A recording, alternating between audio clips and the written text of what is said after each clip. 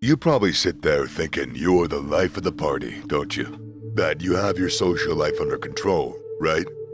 Well, let me shatter your delusions, because if you had it figured all out, you wouldn't be here. Chances are you're stuck in mediocrity, with friendships that are about as deep as a puddle, and connections that won't take you anywhere.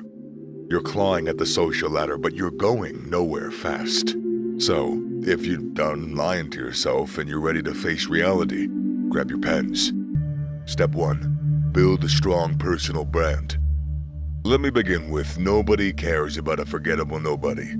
If you want people to take notice, you need a personal brand that sticks out from the crowd. This is the foundation of your social dominance. Without it, you're nothing. But don't worry, I'm not gonna let you wallow in your current obscurity. Here's what you need to do to create a personal brand that demands respect and attention. First, figure out who the hell you are. Yeah, I know it sounds simple, but you'd be amazed how many people can't answer this question. Sit down and take a good, hard look at your values, your strengths, and your passions. Don't just list the things that you think people want to hear. That's pathetic. Be honest with yourself, because authenticity is key. You'll never get anywhere without it. Next, identify your unique selling points. What makes you different from the guy sitting next to you? Or girl, obviously. If you're struggling to answer that, then it's time to invest in yourself. Develop new skills, chase after unique experiences, and become someone worth talking about. Now that you know who you are, or at least know how to know who you are, and what makes you unique, it's time to show the world. Be consistent in your actions and your appearance. Don't try and blend in. Stand out, dress the part, speak confident, and create your own identity. The world is full of sheep. Don't be another one. And seriously, don't be afraid to be polarizing. Don't be polarizing just for the sake of being polarizing. But don't be afraid to be polarizing, if that makes any sense. People might love you or hate you, but at least they won't ignore you. Be bold, be unapologetic, and be you. If you try and please everyone, you'll end up being nothing more than a bland, forgettable nobody. Step 2. Cultivate your high-value relationships. You've built your personal brand, but that alone won't get you to the top of the social hierarchy. If you want to maximize your social status, you need to surround yourself with high-value people. Individuals who will elevate you, not drag you down. Not gonna sugarcoat it, this step is pretty brutal, but it's absolutely necessary. By taking a hard, long look at your current social circle, you can help trim the fat. Be brutally honest with yourself. Are these people really helping you level up? If not, then it's time to cut ties. Harsh, yeah. Necessary, absolutely. You can't afford to waste your time on dead weight, no matter how long you've known them. An ankle weight is just an ankle weight, no matter how long you've been wearing it. Now, you're probably wondering how to identify high-value individuals. Well, the key here is to look for people who share your drive, your ambition, and your values. They should be doing things with their lives that inspire and motivate you. If they don't, then they're not worth your time. Once you've identified these high-value individuals, it's time to make you valuable to them. Contrary to popular belief, you don't need to be rich or famous to be valuable. You can offer support, advice, or even just be a good person, an enjoyable person to be around. Remember, relationships are a two-way street. If you want to attract these high-value people, you need to be a high-value person. Now, here's a tip that'll really set you apart. When you're interacting with these individuals, focus on listening more than talking. The world is full of people who love to hear themselves speak, but very few who genuinely listen. Be that rare gem who pays attention and shows genuine interest in others. Trust me, people will notice. Finally, don't just network, build genuine connections. Be selective about the relationships you invest in, and focus on cultivating deep, meaningful bonds. Remember, your social status is heavily influenced by the company that you keep. Cultivate high-value relationships and watch as your status skyrockets. But don't get complacent. There's a lot more work to do. Listen, by watching these videos, I know you aren't one of those losers who think they already know everything. Even if you've only watched one video on this channel, you still clicked on it, and that shows that you have a fire inside of you to start improving. You already showed the willpower. The only thing you need is a path. I've put down 10 modules which you can see as ladders. Every module or ladder will exactly explain to you step by step how to get to the top. From achieving peak masculinity, advanced testosterone optimization, getting women, mastering the game of exchanging value, to actual money-making methods, and even more. I have literally laid the groundwork for you to become jacked, attractive, rich, and of high social status. You don't lack motivation. You just lack the knowledge and trust in the path that you're taking. You can continue messing around in the never-ending cycle of taking paths that lead to nothing, or click the link in the description down below. Step 3. Enhance your communication skills. Let's get one thing straight. Your ability to communicate effectively is one of the most powerful tools that you have to maximize your social status. If you can't express your thoughts and ideas clearly and convincingly, you're gonna struggle to get ahead. Trust me, that's just true. Consider the story of the salesman from Dale Carnegie's How to Win Friends and Influence People. This salesman, who we'll call Sam, started out with mediocre sales figures. He wasn't failing, but he certainly wasn't standing out either. Like many other salespeople, he was focusing on selling the product and making a commission, giving little thought to truly understanding his clients. Then one day, Sam read Carnegie's book and realized that he could transform his career by simply changing his approach to communication. He decided to adopt the principles in the book and started genuinely listening to his clients and taking an actual, interest in their needs, desires, and concerns. Sam began asking open-ended questions and actively listened to the answers, making sure to maintain eye contact, to nod, and show empathy when appropriate. He would follow up on their concerns and offer solutions that align with their needs, rather than focusing on making the sale. Sam started putting his clients first, and as a result, his clients felt understood and valued. The impact of Sam's new approach was astounding. His sales figures skyrocketed as he built trust and rapport with his clients. They began to seek him out for repeat business and referred him to their friends, families, and colleagues. Soon enough, Sam became one of the top salespeople in his company, enjoying all the financial rewards and social status that came with it.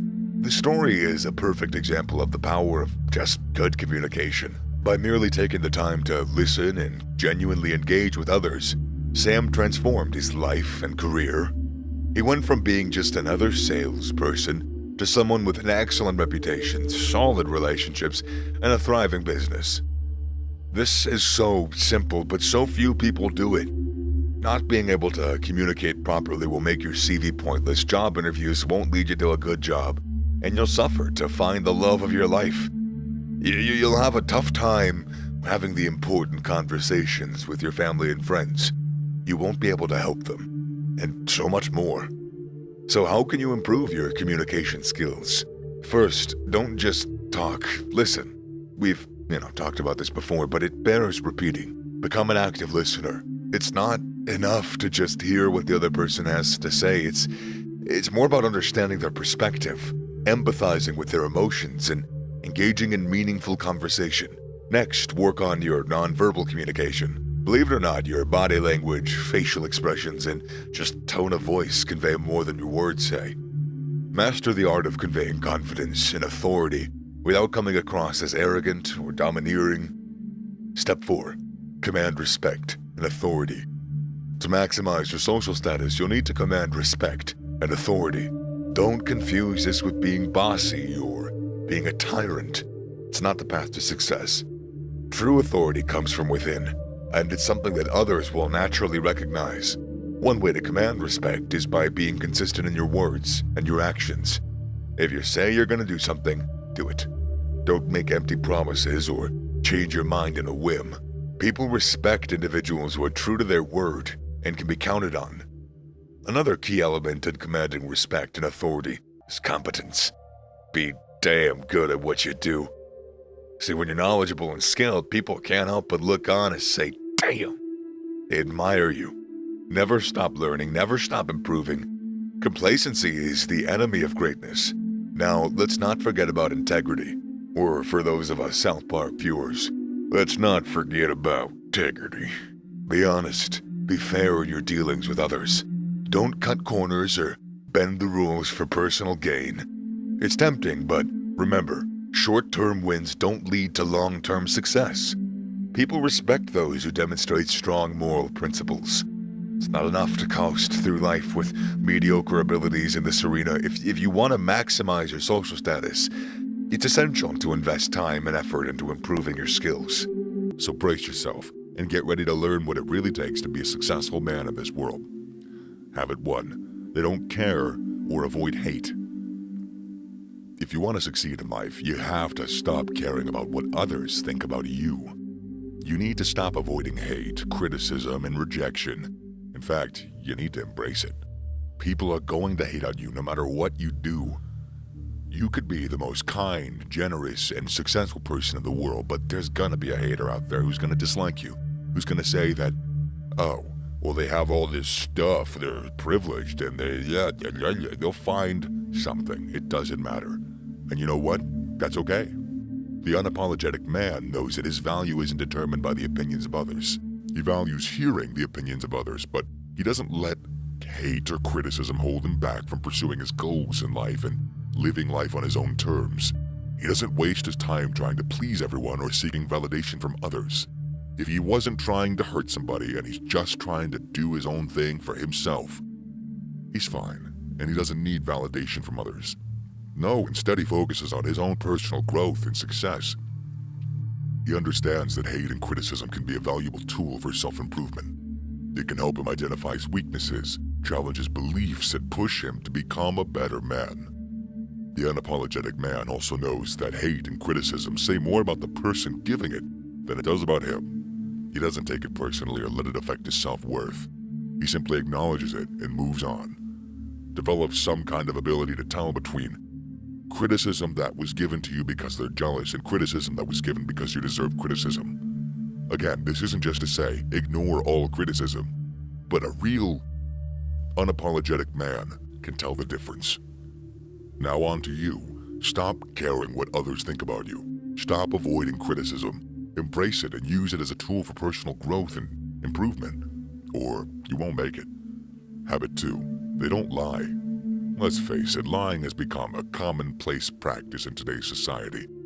You know what we'll say? We'll say in human society for all of time, since the first human has been able to speak and say, we've lied to each other. People lie to get ahead, to avoid trouble, and to protect themselves. But the truth is, lying is a true sign of weakness. It's a sign that you can't handle the truth, and you lack the courage to face the consequences of your actions. Real men never lie. They always tell the truth, even when it's hard or uncomfortable.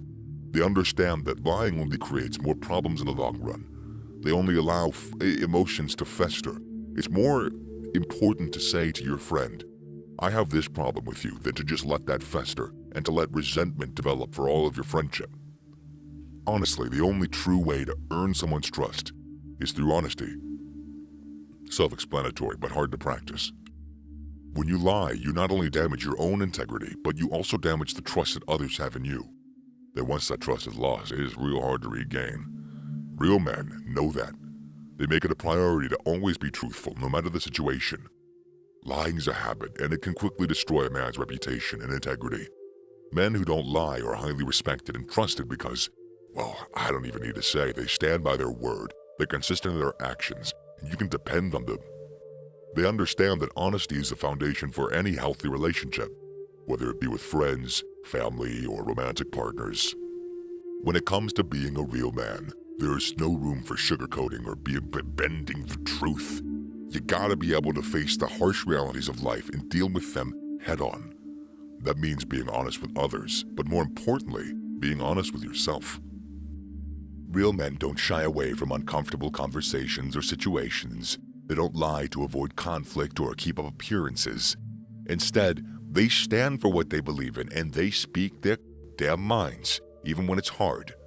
This kind of courage and honesty is what sets them apart from the rest. So don't fall into the trap of lying to yourself or others just to avoid confrontation. It might feel like an out, like an easy way at the moment, but I guarantee you, whatever problems you think you're saving for today, you are doubling for tomorrow. Embrace the uncomfortable moments and speak your truth, no matter the consequences. That's what real men do. Habit 3, they keep their word. In a world where people break their promises all the time, those who keep their word stand out.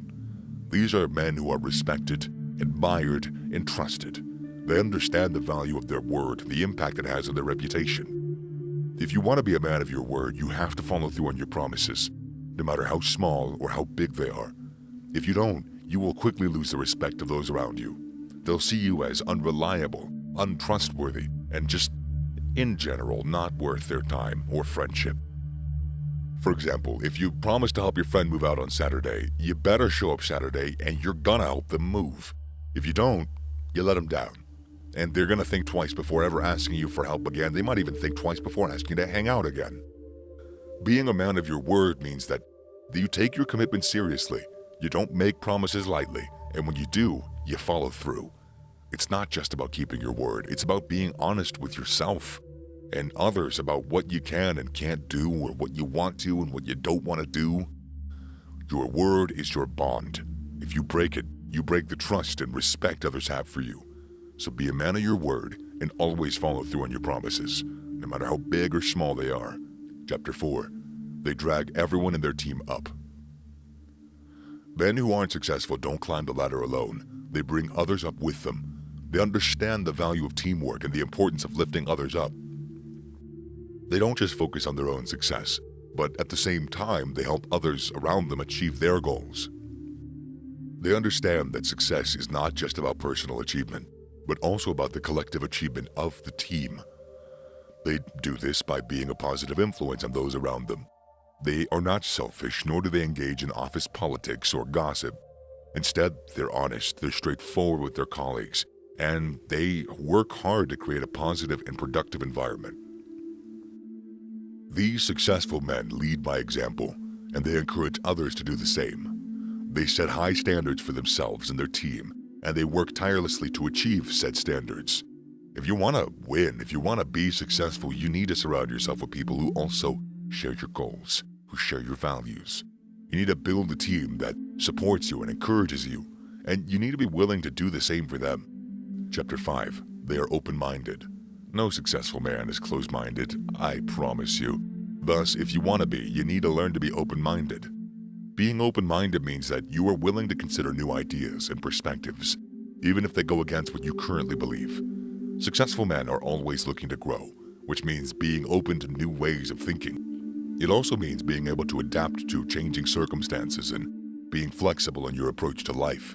If you're closed-minded, you are limiting yourself and your potential. You're closing yourself off to new opportunities and new ideas, and you're also putting up a wall that makes it harder for you to connect with others. Chapter 6, they take responsibility for everything that happens in their life. Successful men don't make excuses. They take responsibility for their actions and the outcomes of their decisions. You need to take ownership of your life. That means accepting that you are in control of your own destiny and that the choices you make have consequences. When things go wrong, successful men don't blame others or make excuses. They own up to their mistakes and take action to correct them. They also learn from their mistakes and use that knowledge to make better decisions in the future. But taking responsibility isn't always easy. It requires humility, honesty, and a willingness to face the truth about you and your actions. It means admitting when you're wrong, which is, I swear, the hardest thing that people can deal with. So many people I know just can't admit that they can be wrong. It's so healthy. You move forward so much faster in life when you just admit that you can be wrong sometimes. When you just apologize when you've hurt somebody, and when you make amends when you need to. You aren't perfect, and that's fine. That's better. It takes a load off your shoulders to start admitting when you're wrong. It really does. One of the biggest benefits of taking responsibility is that it gives you control of your life. When you accept that you're responsible for your own happiness and success, to a large extent at least, you become empowered to make changes necessary to achieve your goals. On the other hand, refusing to take responsibility is a recipe for failure. When you blame others for your problems, you give away your power and become a victim of circumstance. You become trapped in a cycle of negativity and self-pity. and you miss out on opportunities to grow and learn from your mistakes. We'll round it up right there. Keep the education flowing, my friend. You're slowly changing your values and becoming a great man, or at least a better man than you were yesterday, which is the most as any of us can hope for, right? Thanks for watching.